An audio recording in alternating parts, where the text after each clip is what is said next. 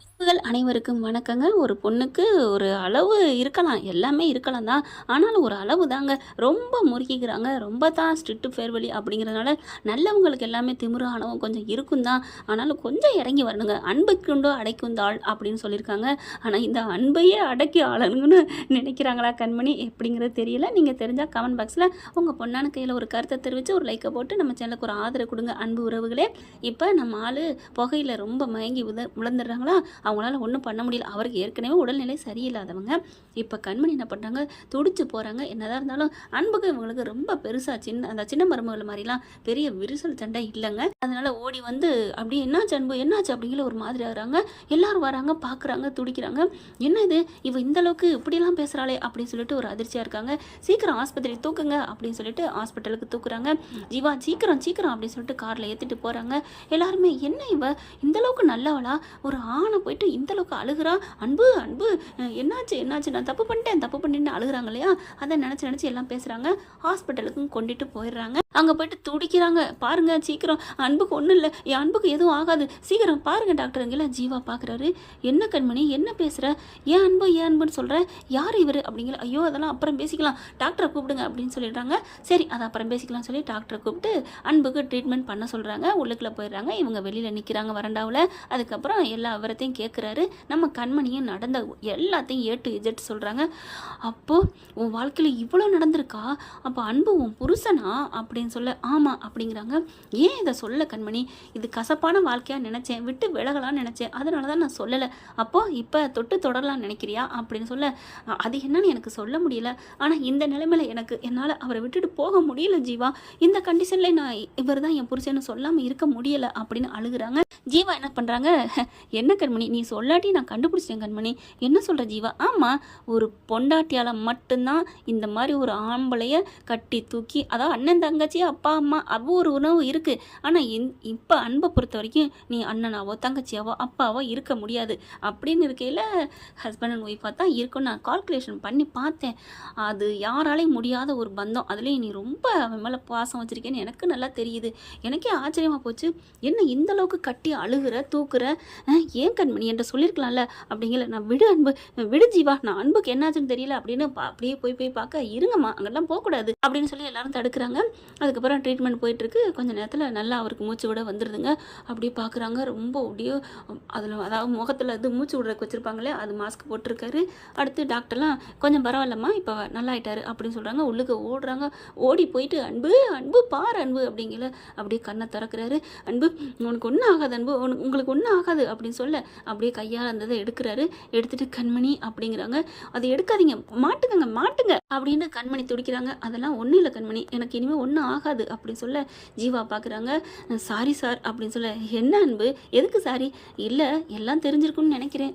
"தெரிஞ்சிருக்குன்னு நினைக்கிறீங்களா? அப்போது நீங்களா வந்து முன்னுக்கு வந்து சொல்ல மாட்டீங்க, இதில் ஏதாவது ஒரு சம்பவம் நடந்து எங்களுக்கு தெரிஞ்சு போச்சே அப்படிங்கிறதுனால தான் புருஷன் பொண்டாட்டிங்கிற உண்மையை சொல்லுவீங்களா?" "இல்லை சார், சண்டையாக இருந்ததுனால தான்." "சொல்லியிருப்பாளே, சொன்னா எல்லாத்தையும் சொன்னா." "என்ன அன்பு, பாட்டி இந்த மாதிரி உங்களை பிரிக்க நினைக்கிறாங்கங்கிறது தெரியும், சதி பண்ணி பிரிக்கிறாங்கன்னு தெரியும். அப்படி இருக்கையில் பொண்டாட்டி எந்த வித தப்பும் பண்ணலைங்கிறதும் உங்களுக்கு நல்லா தெரியும். எனக்கே தெரியும் கண்மணி அவள் நல்ல கரெக்டு பியூர் கோல்டுன்னு. அப்படி இருக்கையில் பாட்டி தான் தப்பு பண்ணிட்டாங்க, தப்பே பண்ணியிருந்தாலும் பரவாயில்ல, நீ மன்னிப்பு கேளுன்னு." "என்ன அன்பு" அப்படி சொல்ல.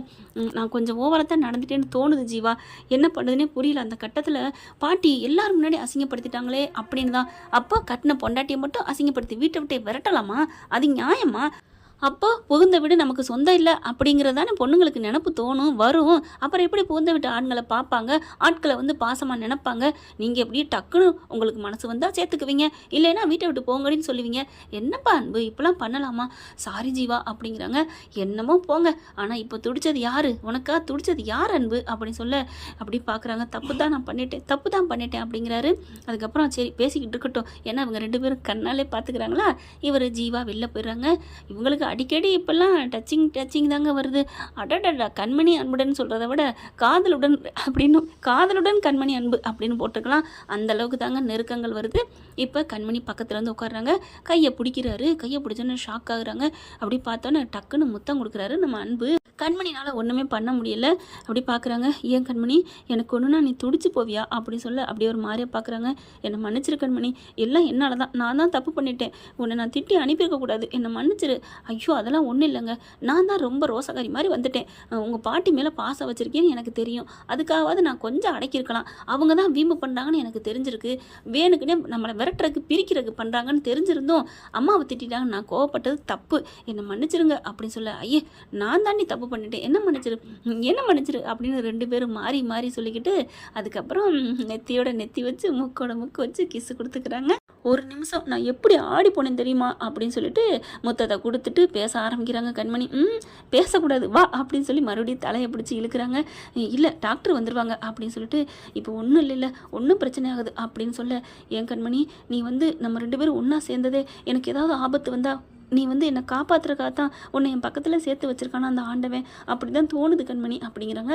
அப்போலாம் ஒன்றும் இல்லை அன்பு, ஏய் அப்படித்தான் என்னை காப்பாற்றிருக்கடி, என்ன அப்போல்லாம் இல்லைன்னு சொல்கிற அப்படின்னு சொல்ல, சரி அப்படியே வச்சுக்கங்களேன் இப்போ என்ன அப்படிங்கிறாங்க.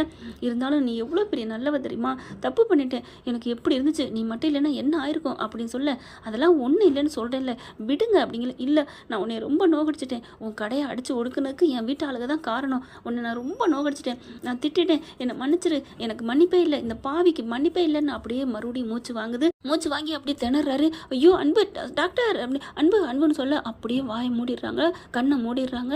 அன்புன்னு எழுப்புறாங்க, நெஞ்சிலையும் குத்துறாங்க, டாக்டர்னு கத்துறாங்க. ஆனால் டாக்டரை காணா. ஜீவாட்ட சொல்கிறாங்க, எங்க டாக்டர் அவர் ரொம்ப மூச்சு முட்டிட்டார் அப்படின்னு சொல்ல, நான் தான் போய் பார்த்துட்டு நீ அன்பை பார்த்துக்க கண்மணி அப்படின்னு ஜீவா டாக்டர் ரூமுக்கு போகிறாங்க. அந்த சமயம் கரெக்டாக அவங்க என்ன பண்ணுறாங்க, நம்ம கண்மணி லிப் பயிற்சி அப்படி கொடுக்குறாங்கன்னு சொல்லலாம். அப்படியே உதட்டோட வச்சு மூச்சு பயிற்சி கொடுக்குறாங்க. மூச்சு கொடுத்த கையோட அப்படியே கொடுக்க ஊத அப்படியே குபுக்குன்னு அப்படியே அதுவும் நெஞ்சில் அழுத்திக்கிட்டே கொடுக்குறாங்களா, கபக்குன்னு அப்படியே மூச்சு விடுறாரு அப்படின்னு சொல்ல, இவங்க கொடுக்க அவங்க டாக்டரோட நம்ம ஜீவா வர அவங்க அப்படியே வெக்கப்பட்டு அப்படின்னு பார்க்குறாங்க. இவங்க அதுக்கு மேலே வெக்கப்படுறாங்க. நம்ம தலைவியும் என்ன ஃப்ரெண்ட் இப்படிலாம் போனால் நல்லா தானே இருக்கும், பார்க்கலாம் என்ன நடக்க போகுதுன்னு. இந்த பற்றி உங்களுக்கு பிடிச்சிருந்துன்னா உங்கள் பொண்ணான கையில் ஒரு லைக்கை போட்டு சப்ஸ்கிரைப் பண்ணிடுங்க. Thank you friend. இந்த வீடியோ உங்களுக்கு பிடிச்சிருந்தா தயவு செய்து லைக் பண்ணுங்க. இன்னும் அப்டேட்ஸ்க்காக சேனலை சப்ஸ்கிரைப் பண்ண மறக்காதீங்க. நம்ம கிட்ட இருக்க எல்லா சேனல்ஸோட லேட்டஸ்ட் வீடியோ அப்டேட்ஸ்க்காக மேல ரைட் சைடுல காட்டுற லிங்கை கிளிக் பண்ணி வாட்ஸ்அப் குரூப்ல ஜாயின் பண்ணுங்க. உங்களிடம் விடைபெறுவது நான் உங்கள் மெஹர்.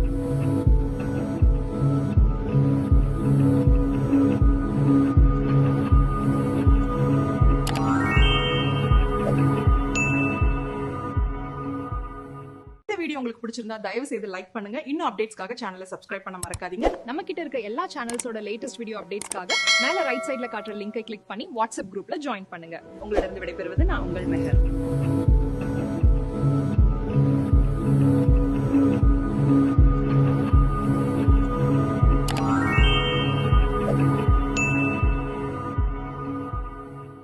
தயவு செய்து லைக் பண்ணுங்க. இன்னும் அப்டேட்ஸ்க்காக சேனலை சப்ஸ்கிரைப் பண்ண மறக்காதீங்க. நம்ம கிட்ட இருக்க எல்லா சேனல்ஸோட லேட்டஸ்ட் வீடியோ அப்டேட்ஸ்க்காக மேல ரைட் சைடுல காட்டுற லிங்கை கிளிக் பண்ணி வாட்ஸ்அப் குரூப்ல ஜாயின் பண்ணுங்க. உங்களிடம் விடைபெறுவது நான் உங்கள் மெஹர்.